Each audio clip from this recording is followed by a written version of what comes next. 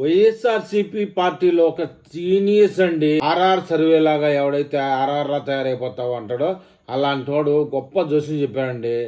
ఖచ్చితంగా జగన్మోహన్ రెడ్డి అసెంబ్లీకి రాడట. ఆ తర్వాత 60 రోజుల తర్వాత అసెంబ్లీ సమావేశాలు పూర్తయిన తర్వాత రాజీనామా చేస్తారంట. డిస్క్వాలిఫై వీళ్ళు చేస్తూ ఉంటే అతను రాజీనామా చేసేందిరా ఇరినా కూడా నిలుస్తున్నారు. సరే మరి అలా చేసినప్పుడు కూడా అంట 2 సంవత్సరాలు పడుతుందంట ఎలక్షన్ రావడానికి. జగన్మోహన్ రెడ్డి రాజకీయ ప్రణాళిక, ఎత్తుగడ, అసెంబ్లీలో సంక్షేమం, ప్రగతి చర్చలు జరపకుండా అధికార పక్షం జగనన్న మీద ఫోకస్ చేయడం ఎంతవరకు సబబు అంటున్నాడు. డిప్యూటీ స్పీకరు బోండా గోరంట్ల బుచ్చే చౌదరి జనసేన పార్టీపై పడిపోవడంపై అర్థమైపోలా అంటూ బోండా పవన్ కళ్యాణ్ని అసెంబ్లీలు విమర్శించడం, వాళ్ళు చిన్న తగువు లాంటి నాటకం ఆడడం.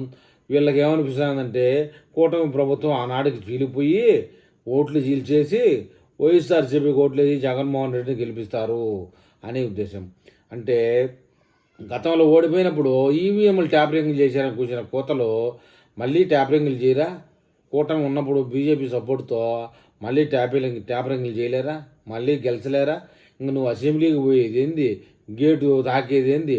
పవన్ కళ్యాణ్ని ఒకప్పుడు అసెంబ్లీ గేటు కూడా తాకనివ్వను అన్నట్టుగా జగన్మోహన్ రెడ్డి పులివెందులలో ఎలక్షన్లో గెలిచేది లేదు, మళ్ళీ అసెంబ్లీ గేటు తగిలేది లేదు. విషయం ఎట్లా ఉందంటే చంద్రబాబు నాయుడు గారు వై నాట్ పులివెందుల అనే మాటని జగన్మోహన్ రెడ్డి సాకారం చేస్తారు. చంద్రబాబు నాయుడు కోరిన కోరికని చంద్రబాబు నాయుడు తీరుస్తాడనమాట. చంద్రబాబు నాయుడు గారు కోరిన కోరికని జగన్మోహన్ రెడ్డి తీరుస్తాడనమాట.